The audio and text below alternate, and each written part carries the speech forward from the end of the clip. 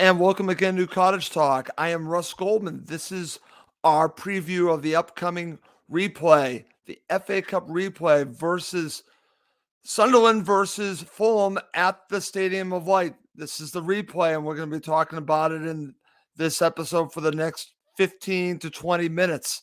Should be an interesting match on Wednesday. I look forward to it. It should be interesting to see what the approach of both sides are going to be in this match.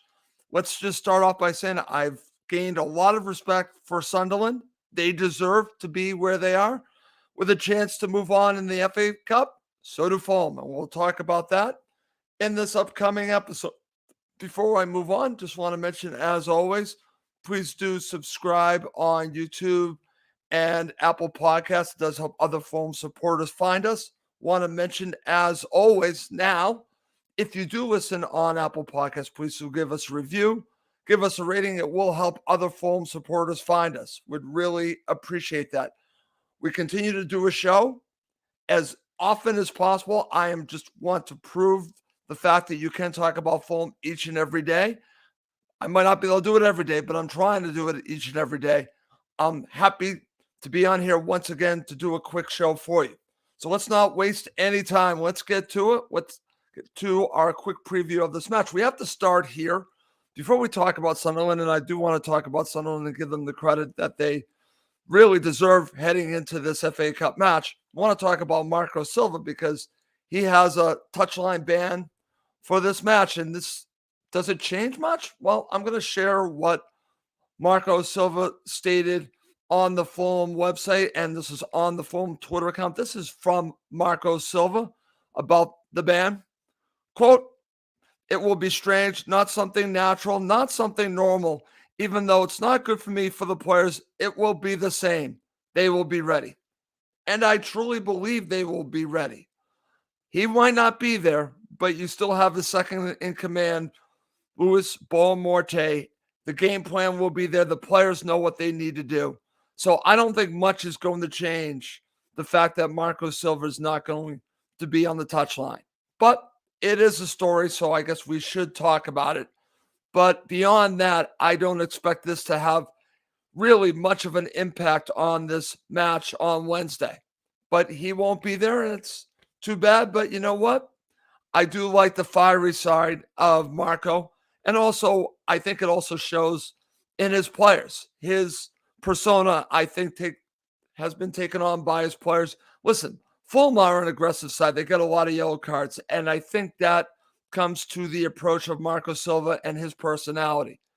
And to be honest with you, this shouldn't be a shock that he has a touchline ban because he is a little bit vocal. He might seem understated, but he does share his thoughts on what's going on during matches. So for me, it shouldn't be too much of a surprise, but I don't think it's going to have much of an impact on this match for Fulham against Sunderland at the Stadium of Light.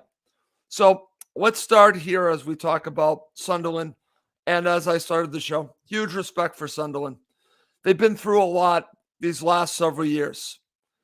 I've mentioned this on a prior show. I did watch Sunderland till I died, the 2 seasons.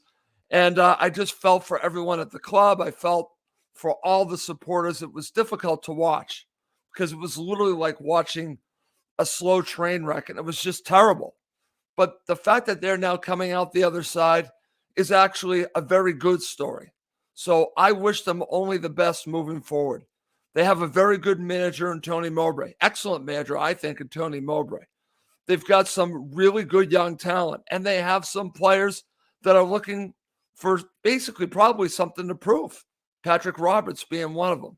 So this is a team that has earned my respect, and I have a feeling has earned many supporters of Fulham's respect because they really played well the first time around. So with all due respect to Sunderland, we want Fulham to win, but we want them, at least I want them to know that we respect what they did in the first match and we wish them the best. I wish them the best moving forward. Okay. So let's talk about the players to watch. And it's pretty obvious if you watched the match at Craven Cottage. You have Patrick Roberts, who we know. Jack Clark who you might know as well, but Ahmad was a very dangerous player. They have some very dangerous young players to look out for. In that 4-2-3-1, could Ahmad play a little bit different role? I've been reading a little bit about that. Maybe play a false nine, possibly. But these are three players that Fulham are going to have to really account for.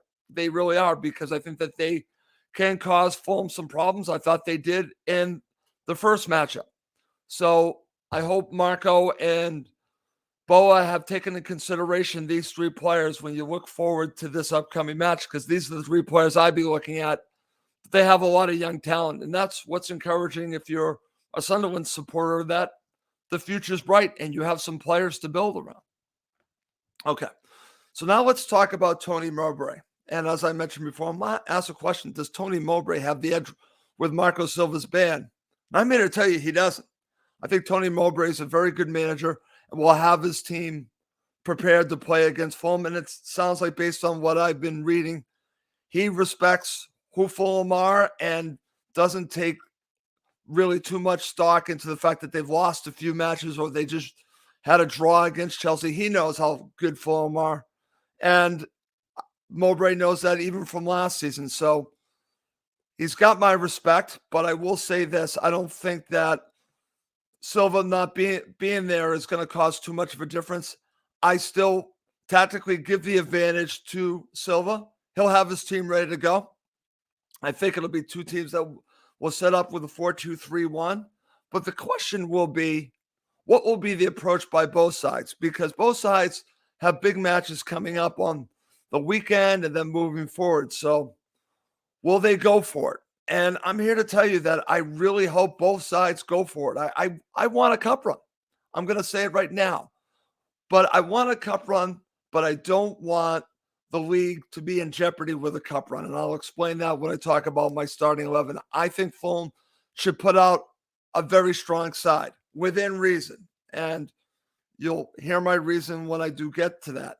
But what will be the approach of Tony Mowbray? Will he be making changes? I've been reading that potentially he might make a few, because he has decisions to make within the championship as well. So it's going to be a little bit of a chess match to see what both sides bring out for their starting 11 and their benches. But both managers here, I think, are going to take the cup very seriously, and they should. The question will be the approach from Sunderland compared to Fulham. Now, Fulham had the majority of the possession at Craven Cottage. Will it be different at the Stadium of Light?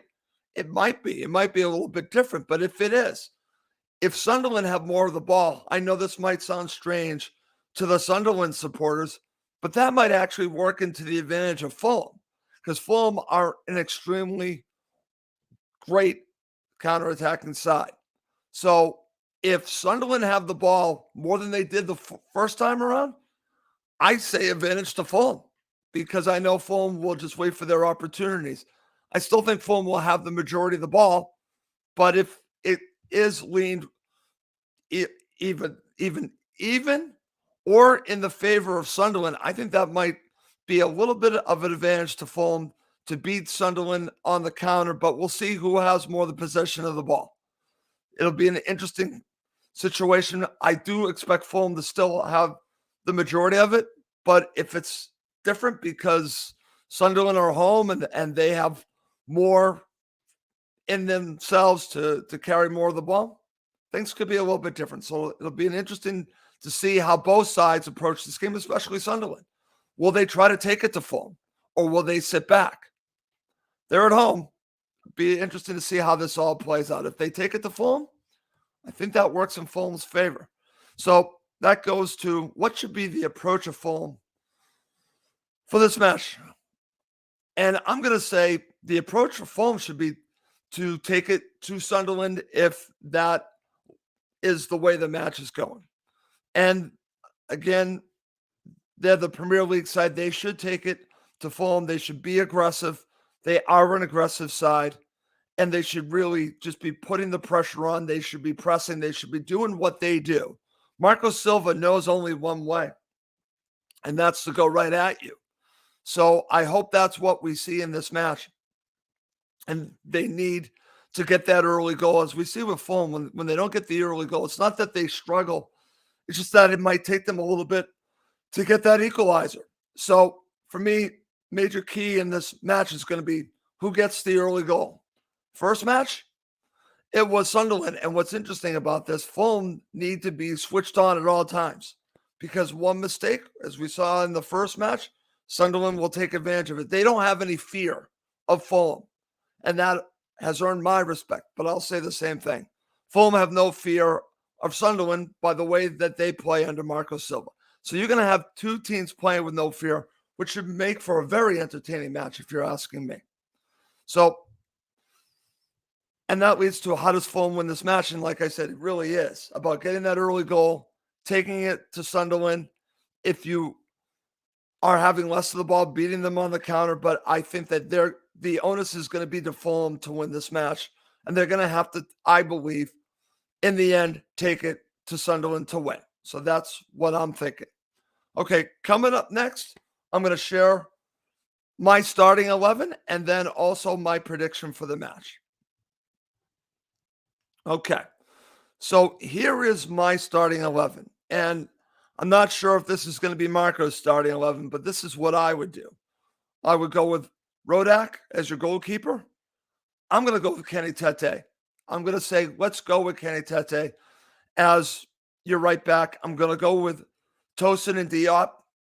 I'm going to go with, as my left back, I can't believe I'm going to say this, but I'm going to go with Kurzawa.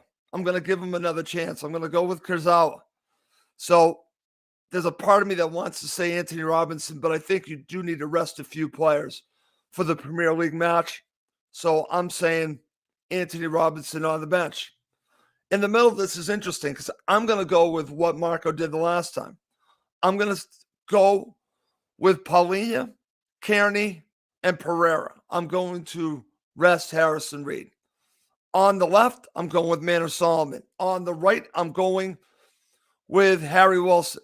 And up front, I'm going to go with Vinicius. That's going to be my starting 11. I'm going to rest Mitro. I'm going to rest him. I'm also going to rest Willian. I think they need to rest a few players. This is not a disrespect to Sunderland. I think this lineup takes the cup seriously. I think it does. But they do need to rest a few players heading into that match coming up on the weekend. So for me, rest a few players. It's okay, as long as you put out a fairly strong side. The one question might be maybe to play both starting fullbacks. Maybe go with Anthony Robinson. Maybe play Tim Ream instead of Tosin. But I'm going with Tosin and Diop. I'm changing up just a little bit, and Rodak is fine in that, as we've seen. Okay, so before I finish up with my prediction, let's see what people are saying. Let's see. This is from my friend Chris Goodwin. If you're going to get a band, better the FA Cup than a league game. Absolutely. This is from Chris also. Would you play Mitro or put him on the bench, Russ? I think I've already answered that. Mitro's on the bench, my friend. This is also from Wayne. I think that Sunderland are a good side, but I think we'll win against Sunderland. Okay. Well, that's going to lead to my prediction. And I'm going to go with a 2-1 Fulham victory. I think Fulham are going to win this match. It's not going to be easy, but I think they're going to win this match 2-1.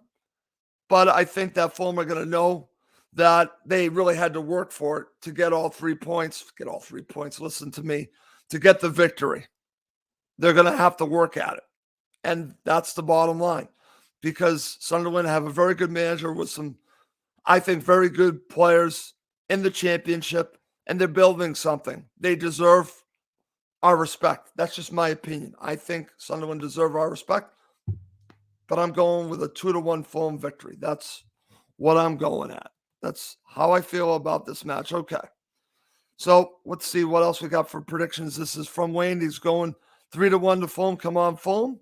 And my friend Chris says, has Fulham winning 1-0 in extra time. No, Chris, I can't deal with extra time. Please, no. But okay, extra time. I can't do it. I just can't do it. I might have to. But we'll see what happens. Okay. But I'm going 2-1 to Fulham. All right. Well, that's going to do it for this episode of Cottage Talk. As always, I can't thank everyone enough for watching and listening to all of the episodes. It means a lot to me that you continue to watch and listen to the shows. As always, please do subscribe on YouTube and Apple Podcasts. And if you are listening on Apple Podcasts, please leave us a review. Please leave us a rating. It does help other Fulham supporters find us. Okay.